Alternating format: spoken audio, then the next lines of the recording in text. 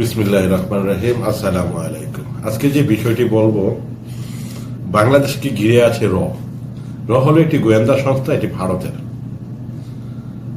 তো এই রটা কোথায় আছে, কিভাবে আছে, আপনারা কিছুদিন আগে বাংলাদেশ থেকে দূরে থাকা সাংবাদিক ইলিয়াস হোসেনের একটি তথ্যের মাধ্যমে আপনারা জানতে পারছেন র এর কাজ কিভাবে করে। র 3টি ক্যাটাগরিতে কাজ করে তিনি তার বিস্তারিত বলেছেন। আপনারা ইলিয়াস হোসেনের সেই বিষয়টা দেখে আসবেন, আমি সেদিকে যাচ্ছি না। ইলিয়াস হোসেন যখন ক্রমাগতভাবে দেশের বর্তমান আইন উপদেষ্টা আসিফ নজরুলের নামে তার তথ্য এবং উপাত্ত দিয়ে আলোচনা এবং সমালোচনা করছেন, তখন এই আসিফ নজরুলের পক্ষ হয়ে অনেক সাংবাদিক তার পিছে দাঁড়িয়েছেন। এর ব্যাখ্যাও তিনি আসিফ নজরুলের পক্ষে যারা দাঁড়িয়েছেন, যে সমস্ত কলামিস্ট সাংবাদিকরা, তার মধ্যে রয়েছে জাহিদ রহমানের কথা আমি নিয়মিত শুনি। তার কথার বাচনভঙ্গি, টিভি টকশোতে তার কথার যুক্তিকতাগুলো আমার কাছে খুবই ভালো লাগে। তবে সেদিন খুব খারাপ লেগেছিল যেদিন দেখলাম আসিফ নজরুলের পক্ষ হয়ে রয়ের কথা বলে প্রথম আলো এবং ডেইলি স্টারের কথা যখন তিনি একবারে হৃদয় দিয়ে অবলোকন করে বলতেছেন, তখন আমার কাছে এমন একটা সন্দেহ হলো। আসলে এই শ্রেণীর মানুষগুলো এভাবেই চলে, তাদের জীবন জীবিকা নির্বাহের জন্য বুদ্ধিভিত্তিক বিক্রি করে জীবন জীবিকা নির্বাহ করে। তারা তো আর রিক্সা, অটো রিক্সা, পেট্রোল মেরে চালায় না, কোনো কোম্পানির সিইও না, তারা কোনো বিশিষ্ট শিল্পপতিও না, ব্যবসায়ী না। তাদের চলার মাধ্যমটা হলো এবার। যাই হোক, তারা বুদ্ধিভিত্তিক কথা বিক্রি করে চলে। কিন্তু আমার কাছে খারাপ লেগেছিল রয়ের এজেন্ট হিসাবে প্রথম আলো এবং ডেইলি স্টার যে কাজ করে, এটা কোনো অবাস্তব কিছু নয়।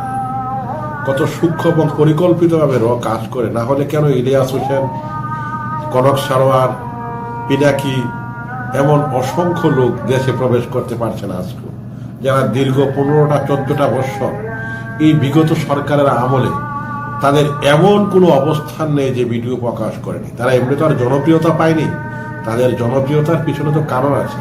মানুষকে সত্য জানার সুযোগ করে দিয়েছে। দেশের ভিতরে এবং বাহিরে দেশ বিরোধী কি হচ্ছে সবগুলো তুলে ধরেছেন তারা। সমস্ত কথাগুলো যখন মানুষের হৃদয়ের কর্ণকুহরে পৌঁছেছে, তখন মানুষ ইলিয়াস হোসেন, পিনাকি ভট্টাচার্য, কনক সারোয়ার সহ আরো অনেক সেনা অফিসার কর্মকর্তাদের কথাগুলো মানুষ গ্রহণ করে নিয়েছে।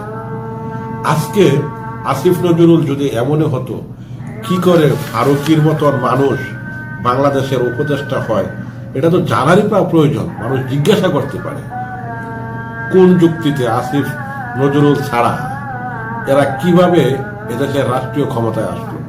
আমরা জানি দীর্ঘ 16টা বৎসর সরকারের গণভবন বঙ্গভবনে ছিল ফারুকি এবং ফারুকির বউ। তাদের মতন মানুষ আবার এই বিপ্লবী সরকারের উপদেষ্টা হয়ে যায় কি করে? প্রশ্ন এখানে সত্যি থাকে।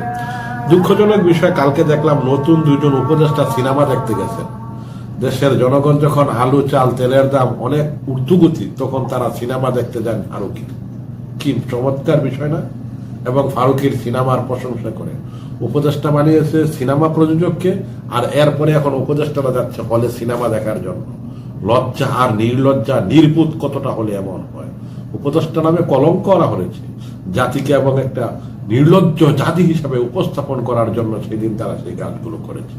কোথায় কে বা কারা তাদেরকে এই প্রলোভন দেখিয়ে সিনেমা হলে নিয়ে গেছে, এটা তো জাতি জানতে যাবে। এটা জানা তো জাতির প্রয়োজন। তো এটা জাতি যখন জানার প্রয়োজন, জাতি তাদের কাছে জানতে যাবে।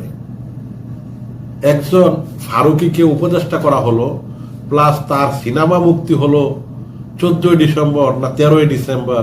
এখন 2জন উপদেষ্টা সহ 3 উপদেষ্টা সিনেমা হলে সিনেমা দেখতে গেছে। দেশের অবস্থা কি? দেশের তো 12টা বেজে গেছে। দেশের আজকে যে অবস্থা, আগের চেয়ে শক্তিশালী হিসাবে দেশে কাজ করছে। প্রথম আলোর বিরুদ্ধে কি কোনো কিছু করা গেছে না? বলা যাচ্ছে। যারা বলে তারা দেশদ্রোহী হয়ে যায়, তারা রাষ্ট্রদ্রোহী হয়ে যায়।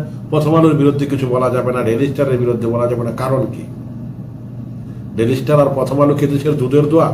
স্বর্গীয় নহর পরে এখান থেকে যে মানুষ চুটে পুটে খাচ্ছে এখান থেকে নিচে দিয়ে, তাই তো বোঝা যাচ্ছে। আচ্ছা, যাই হোক, এই বিষয়ে আর কিছু বলবো না। ইলিয়াসের কথা এবং পিনাকির কথার মাধ্যমে এদেশের মানুষের ভিতরে অনেকটা পরিবর্তন এসেছে। মানুষ অনেক কিছু জানতে পেরেছে। আমিও বলবো, যারা আপনারা ইউটিউবার আছেন বড় বড়, আমাদেরকে সেসব জিনিসগুলো জানান। আমরা জানতে চাই। আমি গতদিন একটা বিষয় জানতে পারলাম, 16ই ডিসেম্বর আমরা যেটা স্বাধীনতা দিবস বা বিজয় দিবস হিসেবে পালন করে আসছি, তো বিজয় দিবস যদি 16ই ডিসেম্বর হয়, 16ই ডিসেম্বর তো পাকিস্তানি বাহিনী বাংলাদেশের কারোর কাছে আত্মসমর্পণ সেদিন করেনি, আত্মসমর্পণ করেছে ভারতীয় বাহিনীর কাছে। তো ভারতীয় বাহিনীর কাছে যদি 16ই ডিসেম্বর হয়ে থাকে, 16ই ডিসেম্বর উদযাপন করে ভারতীয়রা, কারণ 16ই ডিসেম্বর তারা মনে করে পাকিস্তান ভারতের কাছে পরাজয় হয়েছে।